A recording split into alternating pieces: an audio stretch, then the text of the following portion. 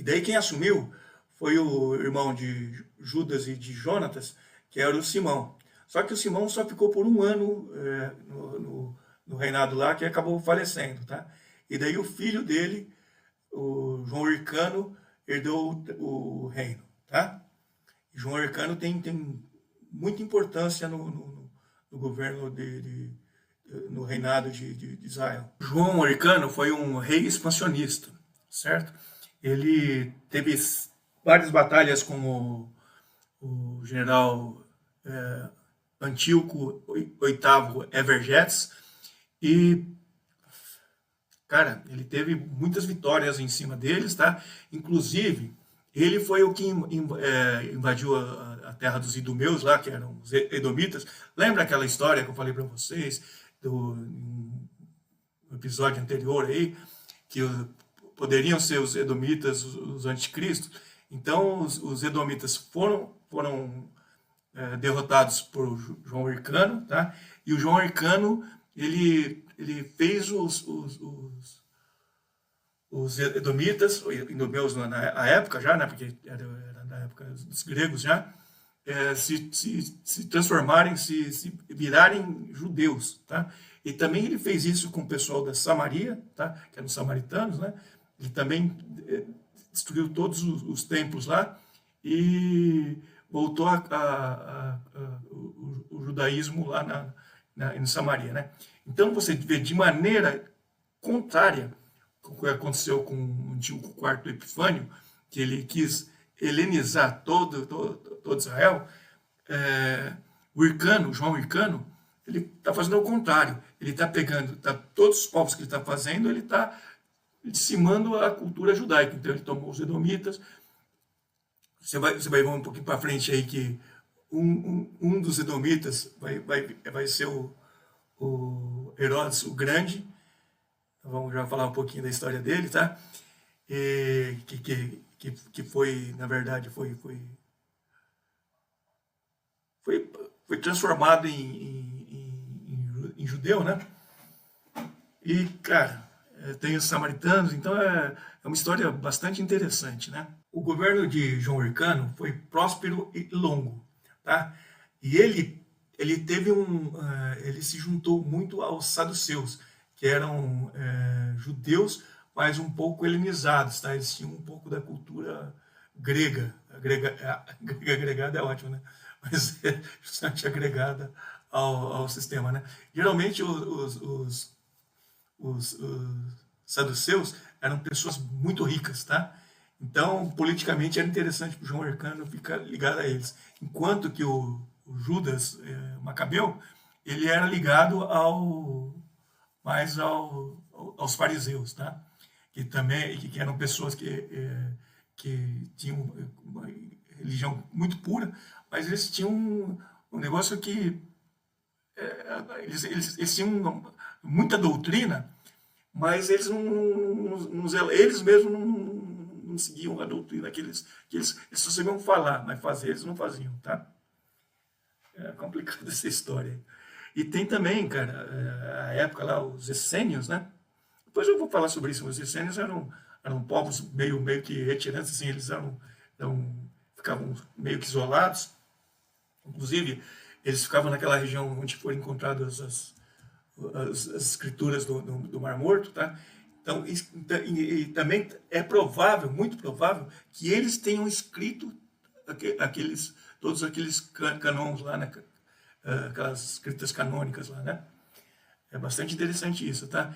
E eles se purificavam sempre, tinha muito batismo, era uma cultura, eles viviam muito isolado, tá? E também, mais para frente, vocês vão ver que vai ter também uma quarta seita, vamos dizer assim, seita ou denominação na judaica, tá? Que seriam os zelotes, que eram pessoas que desacreditavam, eram tipo os fariseus, só que eles queriam guerras para invadir, para suplantar os invasores, né? Foi mais na época depois que eles foram dominados pelos romanos. Nós vamos chegar ainda nesse assunto aí, tá bom? João Hircano era muito pouco religioso, muito político, tanto que ele juntou os saduceus e um expansionista, né? Bem, com a morte do nosso querido João Hircano, quem assumiu o reinado foi o filho dele, o Aristóbulo I. Muito pouca religião, para você ter uma ideia. Ele matou um dos irmãos dele e prendeu 3, tá? A única coisa de boa que ele fez foi casar com a Salomé Alexandra, tá? Foi a mulher dele. E, cara, ele brigou com todo mundo, terrível, faleceu logo, tá? Em falecendo, a Salomé Alexandra foi onde estavam presos os 3 irmãos dela e libertou um deles, que era Alexandre de Janeu. Inclusive, ela casou com Alexandre de Janeu. Tá? O Alexandre de Janeu também era um cara muito expansionista. Ele teve várias conquistas onde era Palestina. Ele dominou tudo lá. Inclusive, o reino dele era muito parecido com as fronteiras que tinha à época o reinado do rei Davi. Tá? Vocês verem o tanto que ele pegou de gente lá e dominou, tá bom? Bem, pelo fato do Alexandre de Janeu ser muito pouco devoto à religião, os fariseus começaram a se juntar com os seleucidas, né, os sírios, e começaram a planejar uma queda para o Janeu. O Janeu, percebendo isso, bonzinho do jeito que ele era, né, ele só crucificou 800 fariseus. Tá? Então acabou a revolta. Ele conseguiu acabar a revolta. Por que será? Não era fraco, não, hein? Pelo amor de Deus. Ai, ai, ai. E daí, bem, ele, antes de falecer, no leito de morte dele, ele aconselhou a mulher dele, que é a Alexandra Salomé, né, a assumir o governo lá e também ela fazer as pazes com os fariseus lá, porque era importante para o judaísmo lá tá junto com os fariseus, né? Daí, pessoal, a Alexandre Salomé teve 10 anos de reinado, foram reinados os mais prósperos da época dos Macabeus, muito parecido com o de Judas, tá? Judas Macabeu que foi o primeiro, só que na época de Judas ele estava com muita guerra ainda. Então, do Salomé foi mais tranquilo nesse aspecto, tá? Não teve guerra, não teve nada, só teve prosperidade mesmo, tá? Após a morte de Salomé, na verdade antes da morte dela, ela nomeou o Hircano II como rei e o Aristóbulo II, outro filho, os dois eram filhos dela, né? O Aristóbulo II como o sumo sacerdote, tá? Então, mais uma vez, mudou. Só que acontece o seguinte, o Aristóbulo II não ficou nada contente, então começou a ter uma grande briga em Aristóbulo II e Hircano II, tá? E isso daí, a morte da Salomé foi em 69 a.C. Um político importante à época da briga lá entre o Hircano II e Aristóbulo II foi Antípater, tá? Ele foi procurar o Império Romano, tá? E foi conversar lá com o general Pompeu para pedir ajuda para de alguma maneira diminuir a briga lá. O que aconteceu, pessoal? O Pompeu foi ajudar lá, mas foi ajudar de uma maneira diferente. Ele simplesmente conquistou, dominou Jerusalém. Quer dizer, os romanos que foram chamados por Antípater para ajudar lá, na verdade dominaram, tá? Mas Antípater ele era pai de Herodes, que depois foi conhecido como Herodes o Grande. Antípater era Idumeu, Herodes Idumeu. E que Herodes fez quando no nascimento de Jesus, não mandou matar todas as criancinhas? Vocês começam a ver que os edomitas realmente eram os anticristos? Ai, ai, ai. É importante que a gente fale, vocês têm que prestar atenção, tá bom? Em 63 a.C., e daí acabou com a a revolta dos Macabeus, né? A dinastia dos Macabeus e a dinastia dos Amoneus, como queiram, tá? Que vigorou entre 164 a.C. até 63, aliás, 167 a.C. até 63 a.C. Quer dizer, quase 105 anos de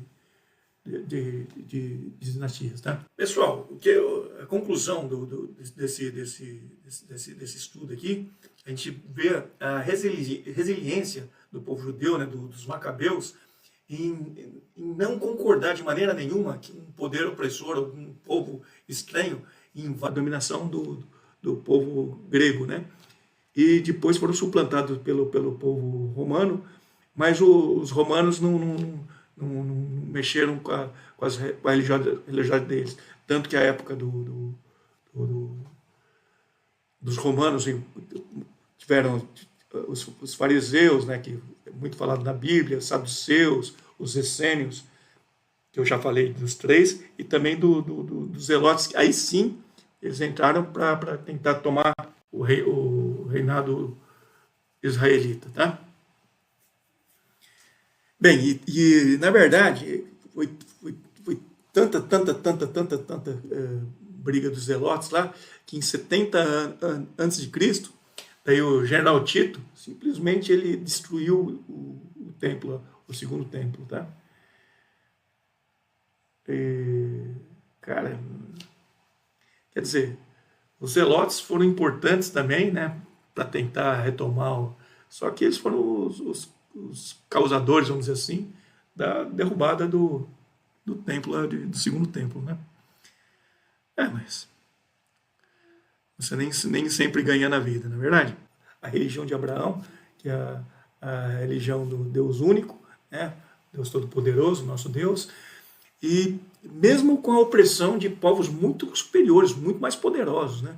Então vocês veem que é um povo realmente... Você tem que tirar o chapéu, cara. Os judeus são um pessoal... Também é importante salientar a ruptura que teve nos costumes sacerdotais lá, porque, na verdade, eles não poderiam colocar Jonas como sumo sacerdote, porque ele não era da linhagem de Arão. Só que ele era da linhagem de Miriam, que é irmã de Arão, mas não poderia ser sumo sacerdote, ele teria que ser apenas sacerdote. Mas foi sumo sacerdote porque o sumo sacerdote se refugiou no Egito, como eu tinha falado. Tá? Então vocês veem que foi uma quebra de costumes muito grande na época dos Macabeus. Né? Outro fato muito importante é que os Macabeus eles colocaram no povo judeu um nacionalismo muito forte, muito grande, comparável à época de Davi e de Salomão. Vocês veem que o povo, eles fizeram uma insurgência, né, na época de Matatias lá, criaram um povo muito, muito resiliente, muito... E depois, pessoal, as revoltas militares dos zelotes de 70 a 132 depois de Cristo contra os romanos, né? Inclusive em 70, como eu já disse, teve a destruição do templo em Jerusalém lá pelo general Tito, né? Terrível isso, hein? E, poxa, você vê a resiliência desse povo, né? E mais, quem o zelote mais importante que teve, inclusive ele estava à época, quando Jesus estava no seu ministério lá, Barrabás era um zelote, tá? Então vocês veem que era um povo... Por que o Barrabás foi preso? Não porque ele roubasse, não sei o que tal, porque ele apresentava um sério risco para os romanos lá, né? Porque ele queria simplesmente tomar o poder, tá?